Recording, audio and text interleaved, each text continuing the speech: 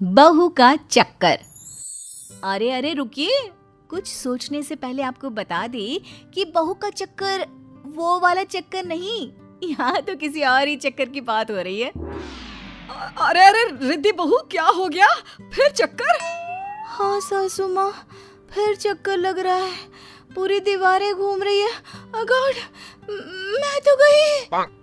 मैं तो गई बोलकर बहू तो छपाक से गिर जाती है।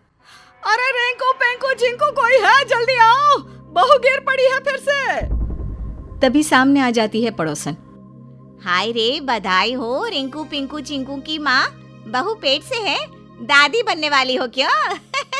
अरे चुप चुप कर, निकल। जब देखो तब हमारे घर के अंदर आंखें गड़ाई रहती है। अरे ऐसे चक्कर इसे हफ्ते में 10 बार आते हैं, तो क्या हर हफ्ते दादी बनने का जश्न मनाओ? चिरकुट चल। तभी रिद्धि का पति रिंकू आ जाता है। ओहो, फिर गिर पड़ी। एक तो इसका ना समझ में नहीं आता, गिर गिर कर इसका शरीर कितना मजबूत हो गया, लेकिन फर्श बेचारी गिर गिर कर टूट रही है। फिर से सीमेंट का काम करवाना होगा। तभी रिद्धि को होश आ जाता है। शुक्र है होश आ गया। क्या कह रहे थे? फर्श टूट रही है और जो गिर गिर कर मेरा सर टूट रहा है उसका क्या? बढ़िया है।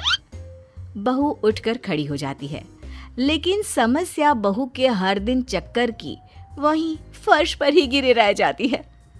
माँ जी, मैं डॉक्टर को दिखाने जा रही हूँ, मुझे अच्छा नहीं लगता। मैं घर की बड़ी बहू हूँ और आए दिन चक्कर खाकर गिर जाती हूँ। कल को दूसरी बहुएं भी आएंगी। आप तो सह लेती हैं, लेकिन कोई और क्यों सहेगी? बहू दवा लेती है और ठीक हो जाती है। घर में सब नॉर्मल हो जाता है। फिर एक रोज, बेटा, तुम लोगों से एक बात कहनी थी। रिंकू की तो शादी हो गई, लेकिन अब पिंकू की उम्र भी हो रही है। पिंकू की शादी के लिए भी लड़के देखो। हाँ माँ, मैं समझ रहा हूँ। घर पर बहू एक और खाने वाले इतने, रसोई के काम में भी दिक्कत आती होगी। बोल, कैसी बहू ढूंढे छोटे के लिए?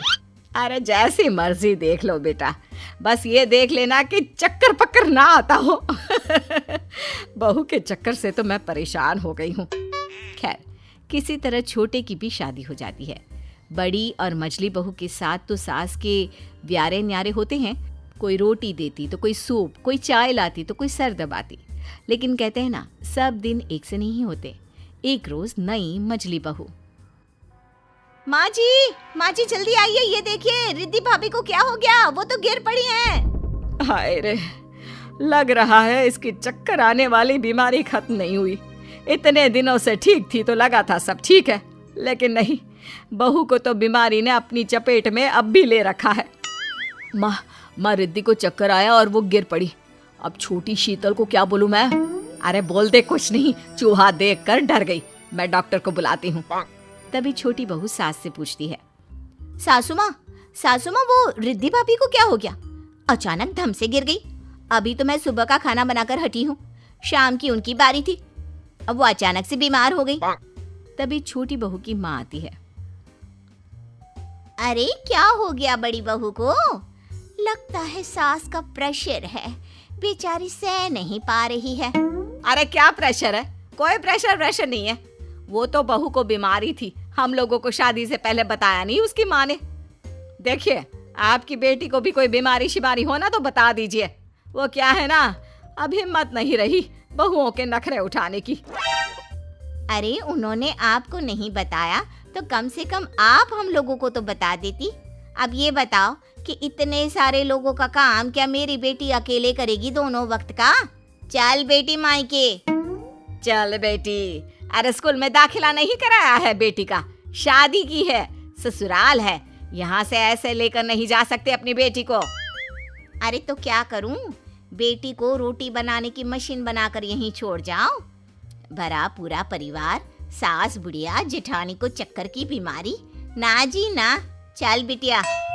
छोटी का पति कहता है, अरे कैसी बात कर रही है सासू माँ, अभी तो शादी हुई है हमारी, इतनी जल्दी बीवी को लेकर क्यों जा रही हैं?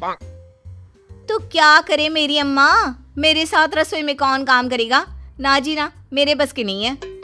छोटी बहू तो माँ के साथ निकल जाती है। अब रह जाती है बड़ी बहू। बड़ी बहू को जब होश आता है तो वो देखती है कि सभी उसके आसपास खड़े होते हैं। क्या हो गया? सब ठीक तो है ना? हाँ हाँ, घर खराब करके पूछ रही है सब ठीक तो है ना? अरे हो क्या जाता है तुझे? क्यों नहीं दिखा देती डॉक्टर को? अरे भाभी, ये ऐसी बीमारी थी तो शादी नहीं करनी चाहिए थी ना आपको भाई से। आपकी हालत देखकर मेरी बीवी भी चली गई। चली गई? हालत मेरी खराब थी तो वो क्यों चली गई? अरे मैं ही चली जाती हूँ मायके। हाँ हाँ, तू जा जा, तू यही सही रहेगा।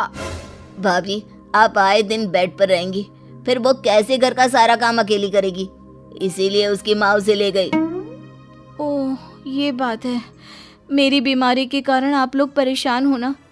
वैसे मैं अभी का खाना तो जल्द से बना देती हूँ, सुबह चली जाऊंगी मायके। चक्कर खाकर गिरी बहू अब खड़ी हो जाती है, घर का सारा काम करके खाना बनाती है, सबको गर्मा गर्म खाना खिलाती है और फिर बहू बस कर, अभी अभी बिस्तर से उठी है, फिर गिरने का इरादा है क्या? हाँ रिद्धि, रहने दो, इतना काम मत करो। अरे नहीं नहीं, मैं नहीं तो कौन करेगा? देवरानी को तो आए कुछ दिन ही हुए थे, लेकिन मैं ही तो सबका ध्यान रख रही थी। चाहे जो भी हो, तबीयत कितनी भी खराब रही हो मेरी, लेकिन आज एक बात तो समझ गई कि ये बोलकर बहू चुप हो जाती है। सास को समझ में आ जाता है कि वो क्या कहना चाहती है, लेकिन सास कुछ भी नहीं कहती। अगले रोज रिद्धि बहू अपना सामान पैक करके मायके के लिए निकल रही होती है कि सास कहती है, रुक जा रिद्धि, तू कहीं नहीं जाएगी, ये तेरा घर है। पर माँ, ये ऐसे ही बीमार पड़ी रहेंगी तो कौन इनकी सेवा करेगा? मेरी बीवी घर देखेगी या फिर भाभी को? नाना, इन्हें तो जाना ही होगा।